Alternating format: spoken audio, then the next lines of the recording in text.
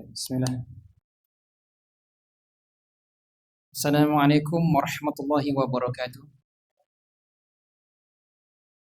Alhamdulillahi hamdan katsiran thayyiban mubarakan fih. Wa usalli wa usallimu ala al-mab'uts rahmatan lil alamin. Nabiyyina Muhammadin wa ala alihi wa sahbihi ajma'in. Amma ba'd.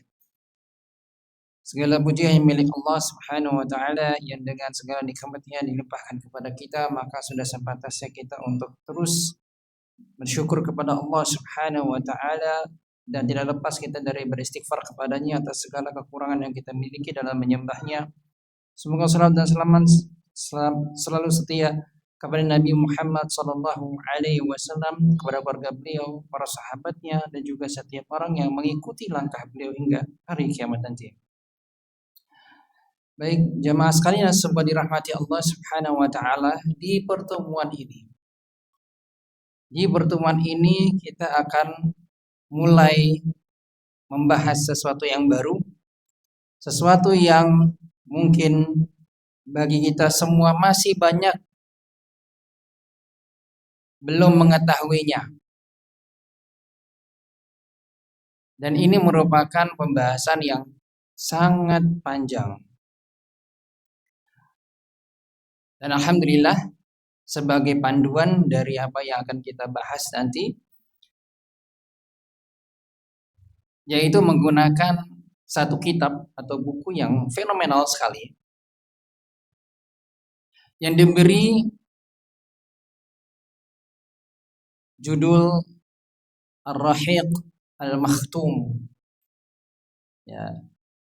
Kalau diterjemahkan sebagaimana sudah ada terjemahannya, yaitu Sirah Nabawiyah, perjalanan hidup Nabi sallallahu alaihi wasallam. Inilah yang akan kita bahas insyaallah. Sirah Nabi sallallahu alaihi wasallam. Perjalanan hidup Nabi sallallahu alaihi wasallam dimulai dari kelahiran beliau sampai nanti menjelang akhir hayatnya. Dan banyak sekali peristiwa-peristiwa yang bisa kita ambil manfaatnya, faedahnya, dan kita terapkan dalam kehidupan kita.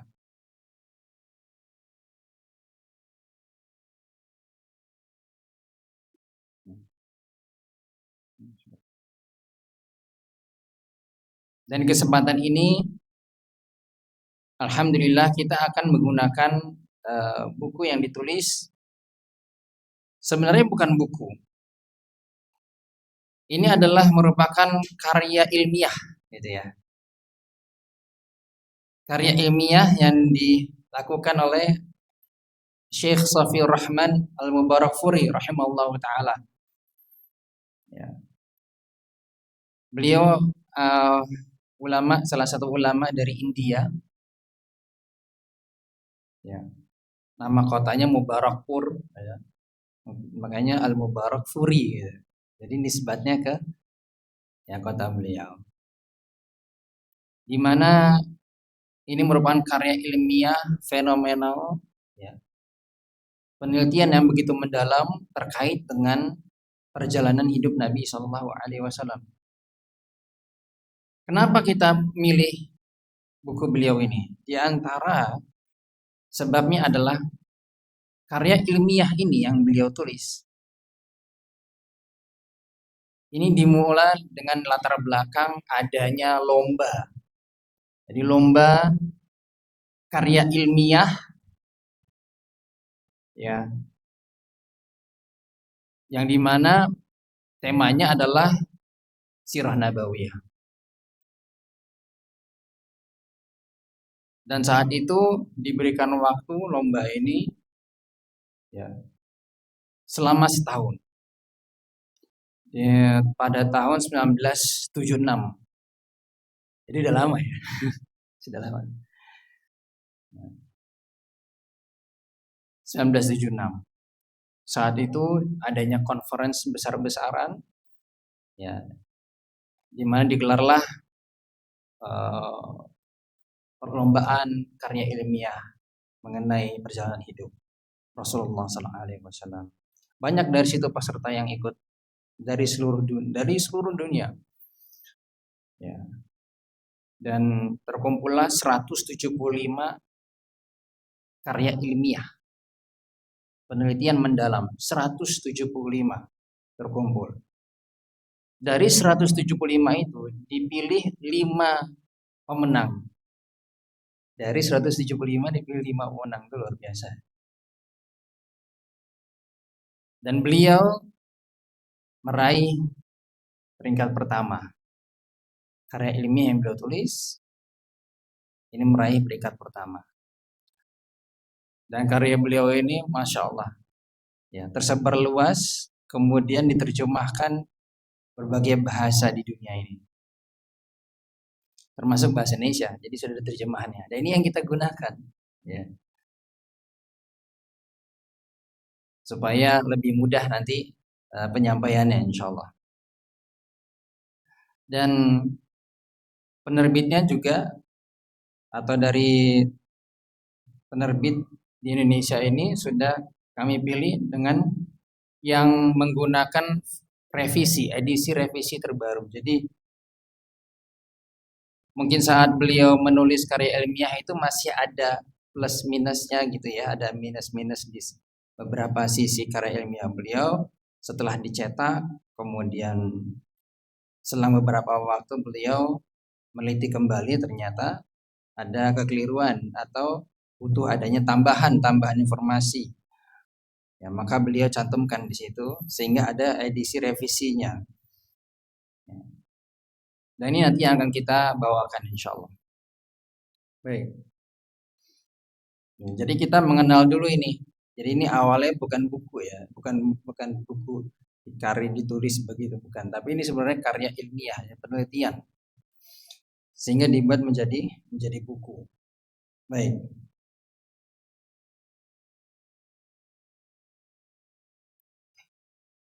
Sirah Nabawiyah atau biasa kita kenal dengan perjalanan hidup Rasulullah SAW.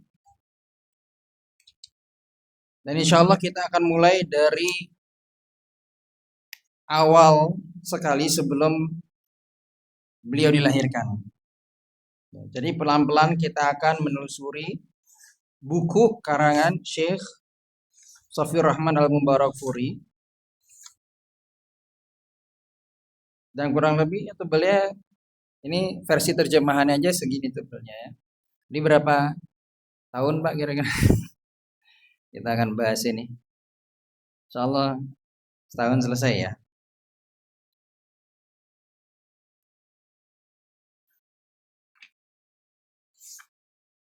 Baik. Ini adalah yang saya tampilkan di layar. Ini merupakan versi cetakan bahasa Arabnya ya. Dan yang kita punya di sini adalah versi terjemahannya. Baik. Sebelum kita memulai ya, perjalanan kita mendalami sirah nabawiyah ini, ada 4 hal yang wajib diingat.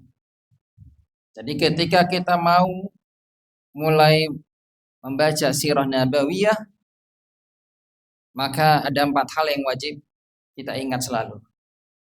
Yang pertama adalah mencintai Rasulullah sallallahu alaihi wasallam. Karena ini merupakan hal yang wajib bagi kita sebagai seorang muslim. Kewajiban kita mencintai Rasulullah sallallahu alaihi wasallam itu melebihi dari diri kita sendiri. Kekasih kita lewat orang tua kita, lewat diri kita pun lewat. Cinta kita yang paling tinggi terhadap makhluk adalah cinta kita kepada Nabi sallallahu alaihi wasallam. Maka dari itu di dalam hadis di mana Nabi sallallahu alaihi wasallam atau kala itu ada Umar bin Khattab radhiyallahu anhu mengatakan kepada Rasulullah sallallahu alaihi wasallam, "Ya Rasulullah, aku mencintaimu melebihi apapun." Ya. Illa nafsi, katanya, kecuali diriku sendiri. Jadi Umar bin Khattab mengakui cinta kepada Rasulullah SAW melebihi apapun, tapi nggak bisa melebihi cintaku kepada diriku sendiri. Karena mencintai diri sendiri tuh udah kayak ya sulit dihilangkan gitu.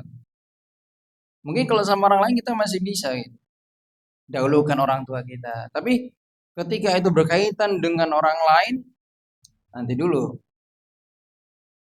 Dahulukan diri saya dulu nih. Itulah cinta, hawa nafsu, cinta pada diri sendiri.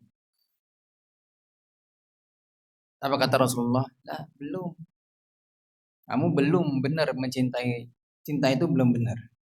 Kamu mengakui seperti itu belum benar, kata Rasulullah SAW. Sampai saya menjadi orang yang paling engkau cintai melebihi dirimu sendiri. Apa kata Umar bin Khattab saat itu? Beliau merenung sejenak lalu menyampaikan, "Iya, sekarang demi Allah aku mencintaimu melebihi apapun termasuk diriku sendiri." Barulah Nabi SAW mengakui, membenarkan ucapan Umar bin Khattab radhiyallahu anhu. Itulah kewajiban seorang muslim, mencintai Rasulullah SAW melebihi dari diri sendiri. Ketika kita mendapati satu hadis yang riwayatnya sahih dari Nabi SAW, kita amalkan. Meskipun itu ada gejolak di dalam hati. Kok gitu ya? Apa iya? Bener nggak sih? Atau ada makna lain? Mungkin maksudnya bukan itu kali. Kata ulama lain ada kok. Kata kiai ini nggak mesti seperti itu kok. Kalau saya mengamalkan kata Nabi, nanti saya dibilang apa sama orang? Masa celana di atas mata kaki? Emang banjir nanti kita. Apa kata orang? Apa kata orang ini? Jadi semuanya apa kata orang? Saya kalau gitu mah nggak suka stylenya. Mendahulukan diri sendiri. Nggak suka style.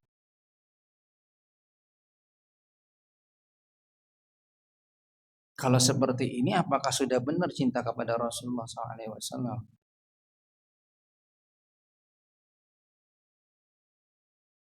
Maka ketika kita mendalami sirah nabawiyah, perlu sekali kita mengingat bahwasanya kita ini diwajibkan mencintai Rasulullah SAW. Dan kita akan mengerti nanti dari perjalanan hidup beliau ini akan semakin menambah cinta kita kepada beliau. Yang kedua adalah Al-Quran dan Sunnah, yaitu hadis yang sahih sebagai sumber utama syariat Islam.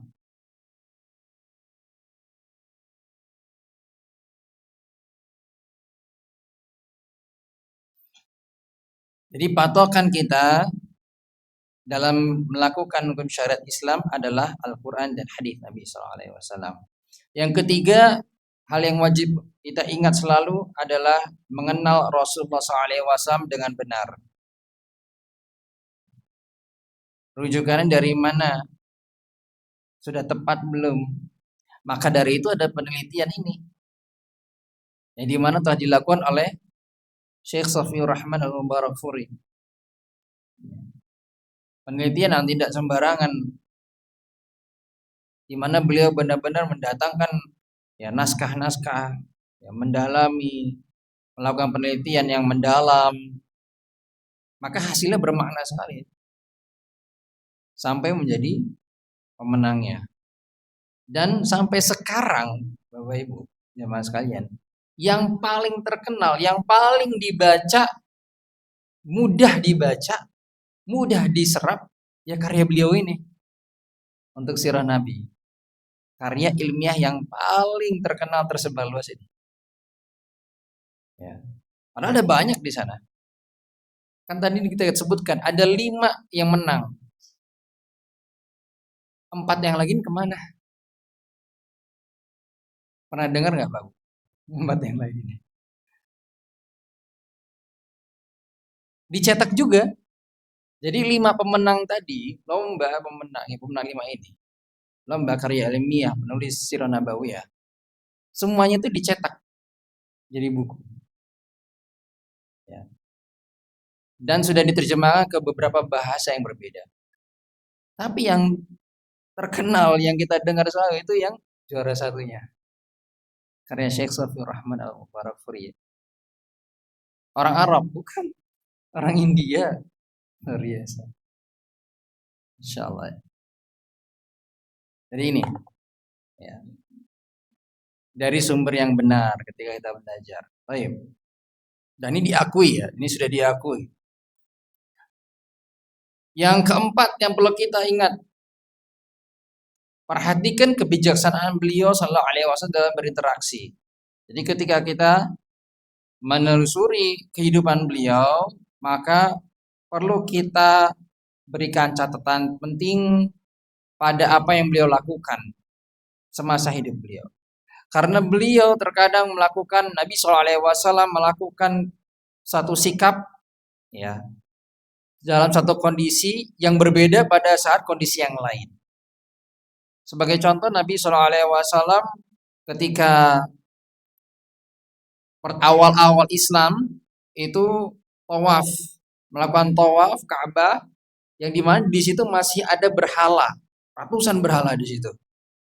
Ya, banyak berhala di situ. Dan beliau tidak menghancurkannya. Beliau tidak mengganggunya sama sekali, dibiarkan. Tapi ketika kondisi Islam semakin kuat, ketika Fathul Mekah, pembebasan penaklukan kota Mekah, maka semua berhalanya dihancurkan. Gak ada lagi berhala di situ. Sikap yang beliau terapkan berbeda pada kondisinya. Ada kondisi di mana beliau bersikap seperti ini, di kondisi lain beliau bersikap lebih tegas. Orang Yahudi ketika berinteraksi, Nabi SAW pun di satu kondisi baik-baik saja. Tapi dalam kondisi lain diminta untuk diperangi. Ya. Nabi SAW minta memerangi orang Yahudi. Maka ini yang perlu kita perhatikan. kapan ini terjadi dan apa sebabnya. Kenapa Nabi SAW dalam satu kondisi sama orang Yahudi begini, tapi sama dalam kondisi yang lain kok bisa bersikap yang berbeda? Pertimbangan inilah yang perlu kita cari tahu melalui sirah nabawiyah ini. Dan itu yang bisa kita terapkan, kita ambil, kita terapkan dalam kehidupan kita. Ada kondisi di mana kita bisa bersikap tenang. Tapi ada kondisi yang lain kita nggak bisa tenang di situ, harus tegas. Kapan? Nah inilah kita butuhnya ilmu. Dari mana sumbernya? Dari sirah nabawiyah. Baik. 4 hal yang wajib kita ingat selalu. Ya ini nanti di reminder terus ini. Baik, berikutnya. Maka kita akan masuk kepada pembahasan sebelum Nabi SAW lahir ya. Ini kita masih pembahasan di awal-awal, di mana di buku ini, ya, di mana di buku ini dimulai dengan penjelasan sedikit mengenai asal usul Nabi SAW. Kita kenal beliau dari bangsa Arab, maka perlu kita kenal dulu suku Arab ini. Ya. Jadi suku Arab ini terbagi menjadi 3. Ada yang namanya Arab Da'idah, ada yang namanya Arab Aribah, dan ada Musta'rabah. Arab Musta'rabah. Jadi bangsa Arab ini ada 3, ada Arab Da'idah, Arab Aribah, dan Arab Musta'rabah. Baik ya.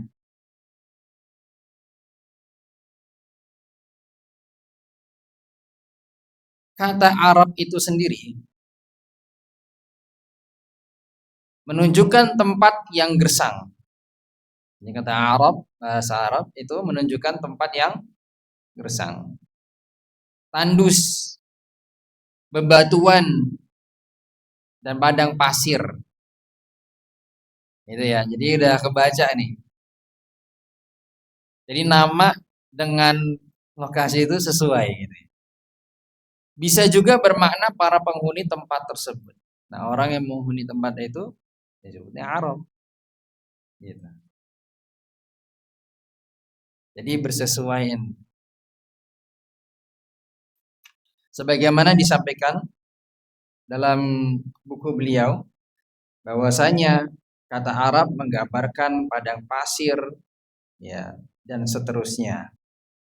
Sebagaimana juga menunjukkan bahwasanya tiada air dan juga tidak ada tanaman yang tumbuh di sana.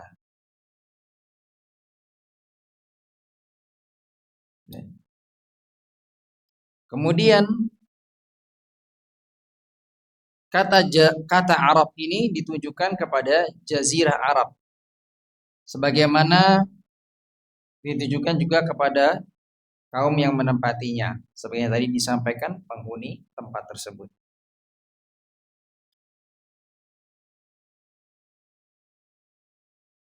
Kemudian berdasarkan sukunya, tadi suku Arab telah dibagi menjadi 3, maka kita akan sampaikan Arab yang pertama ini, yaitu Arab Ba'idah. Arab Ba'idah merupakan Arab kuno, jadi suku kuno yang sudah punah. Tadi kalau misalnya dicari, ada nggak Arab Ba'idah sekarang? Nggak ada, udah punah, udah nggak ada lagi, dan tidak mungkin melacak, ya, melacak rincian yang cukup tentang sejarah suku Arab Ba'idah karena sudah punah. Di antara suku Ba'idah ini ada yang namanya suku Ad. Ya, kalau kita kan pernah dengar suku Ad, kaum Ad ini adalah kaumnya Nabi Hud alaihissalam. Ya. Telah dimusnahkan, sudah tidak ada. Kemudian Thamud. Kaum Tsamud. Ini kaumnya Nabi Saleh alaihissalam. Ini juga sudah tiada. Kemudian ada suku Judais, suku Imlaq, dan lain-lain. Yang semua ini sudah tiada, sudah punah. Baik. Kemudian yang berikutnya adalah suku Arab Aribah. Nah, suku Arab Aribah merupakan suku Arab asli. Ya, suku Arab asli. Berasal dari garis keturunan Ya'rub bin Yasjub bin Qahtan. Nah, ini nggak perlu dihafal ya, Bung.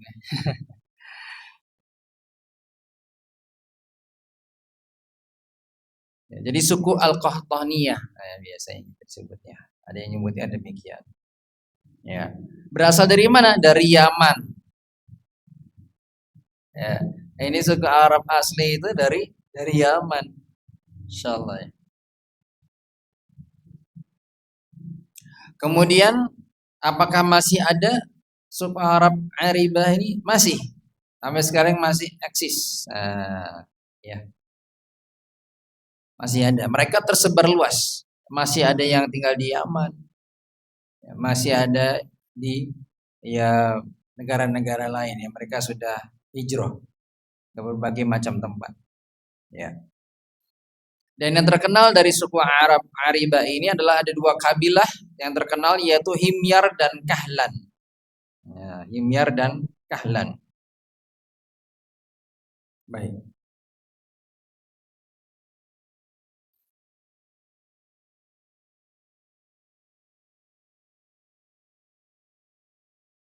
Yang berikutnya yang ketiga adalah Arab Musta'rabah. Arab Musta'rabah. Suku ini berasal dari garis keturunan Nabi Ismail alaihissalam. Ya. Dan tidak bukan adalah Nabi Muhammad sallallahu alaihi wasallam yang merupakan keturunan dari Nabi Ismail alaihissalam.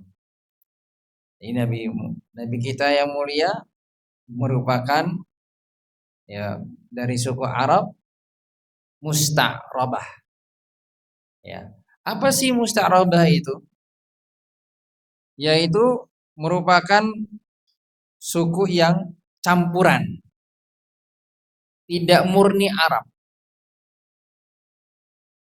Jadi campuran, mix, mix ya. Ini dimulai dari Nabi Ismail alaihissalam yang merupakan keturunan Nabi Ibrahim alaihissalam yang bukan berasal dari suku Arab. Nah, perlu diketahui, ya, Nabi Ibrahim alaihissalam bukan dari bangsa Arab. Ya. Ini yang perlu kita ketahui bersama ya. Baik. Mulai dari keturunan Nabi Ismail, kemudian seterusnya sampai Nabi Muhammad SAW itu dinamakan bangsa Arab semuanya, tapi Arabnya Musta'rabah, campuran karena sudah bercampur dengan suku Arab yang asli. Baik, ya. Jadi seperti itu. Tentu garis keturunan ini dilepas dari Nabi Ibrahim alaihissalam yang bukan orang Arab. Ya. Nabi Ibrahim alaihissalam berasal dari negeri Irak. Ya. Sebagaimana tadi ketahui, Nabi Ibrahim alaihissalam berhijrah ya dari tempat beliau dari Irak, dari negeri Irak menuju Haran. Setelah itu menuju ke Palestina yang kemudian beliau jadikan sebagai tempat berdakwah beliau. Kemudian beliau melakukan perjalanan ke berbagai macam negeri dan pernah mengunjungi Mesir. tatkala itu ada kisah yang menarik yang dimana kita semua mungkin sudah mengetahuinya, bertemu dengan Firaun pada masanya. Firaun itu bukan nama orang ya. Firaun itu adalah kayak gelar atau nama raja gitu. Jadi gelar raja di Mesir itu namanya Firaun. Ya, kalau di sini mungkin kalau kita apa namanya, Sultan ya gitu ya. Nah, baik. Kemudian kala itu beliau bersama dengan istrinya, Nabi Ibrahim bersama dengan istrinya yaitu Sarah.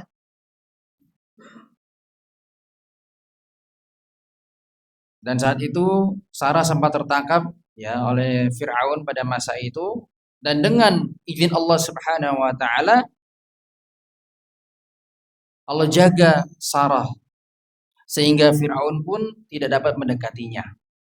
Sampai-sampai Firaun itu ya memuliakan Sarah yang akhirnya memberikan anaknya sendiri yaitu bernama Hajar sebagai pelayannya Sarah. Ya. Jadi Hajar ini ada versi yang berbeda. Namun versinya beliau ini yang beliau temukan adalah bahwasanya memang putri dari Firaun. Ya. Putri dari Firaun. Kenapa? Ada versi yang lain memang berbeda dari ini ya. Ada yang mengatakan pelayannya Firaun dan lain sebagainya. Tapi kenapa beliau memilih ini? Karena beliau sudah meneliti mendalam bahwa ini memang Hajar ini adalah putrinya Firaun. Dan ini menunjukkan kehormatan, kemuliaan. Nabi SAW merupakan keturunan yang mulia semua. Keturunan itu dari keturunan yang mulia semua. Ayahnya terus ke nenek moyangnya sampai ke Ismail, Nabi Ismail salam, sampai ke Nabi Ibrahim alaihissalam, semua merupakan orang-orang yang mulia. Ya. Baik. Dari situlah kemudian Sarah, ya, dari situlah Sarah kemudian ya memberikan atau mengizinkan untuk Nabi Ibrahim alaihissalam menikah dengan Hajar. Ya. Dan setelah pernikahan itu lahirlah anak yang bernama Ismail. Jadi Nabi Ismail lahir dari Nabi Ibrahim dan Hajar, bukan Sarah. Ya. Kemudian tatkala itu sudah lahir Nabi Ismail alaihissalam, Nabi Ibrahim kita mengerti semua kisahnya, di mana Nabi Ibrahim membawa ya Hajar dan Nabi Ismail saat itu masih kecil ke daerah yang gersang, tandus dekat Baitul Haram. Dan kali itu mereka ditinggal berdua begitu saja.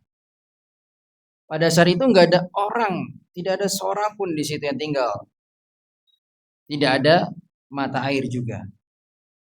Beliau meletakkan di dekat mereka, yaitu Hajar dan Ismail yang masih kecil, yaitu sedikit bekal yang berisi kurma dan air.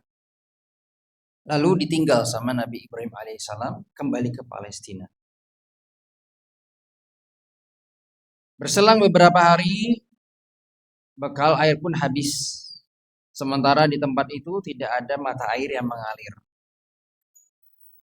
Ketika itulah tiba-tiba mata air Zam-Zam memancarkan keberkahan karunia dari Allah Subhanahu wa taala sehingga menjadi sumber penghidupan. Dan kita semua mengerti kisahnya bagaimana air Zam-Zam itu muncul. Tatkala itu ada satu kabilah dari Yaman, ya, yaitu Jurhum, datang untuk bermukim di kota Mekah. Ya, melihat adanya sumber air. Kalau ada sumber air, sumber penghidupan yang dimana bisa tinggal di situ.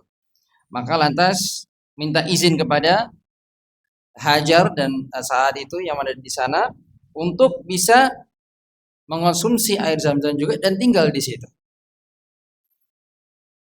Mereka pun diizinkan untuk tinggal di sana. ya. Dan inilah mulai, karena suku Jurhum ini adalah suku asli Arab dari Yaman. Nah, mulailah mereka tinggal di sana bersama dengan saat itu Nabi Ismail sudah mulai tumbuh menjadi remaja. Jadi ini sudah mulai bercampur ini ya. Sudah mulai ada komunitas dan masyarakat di sana. Baik. Kita cukupkan sampai di sini. Insya Allah kita lanjutkan di pertemuan berikutnya.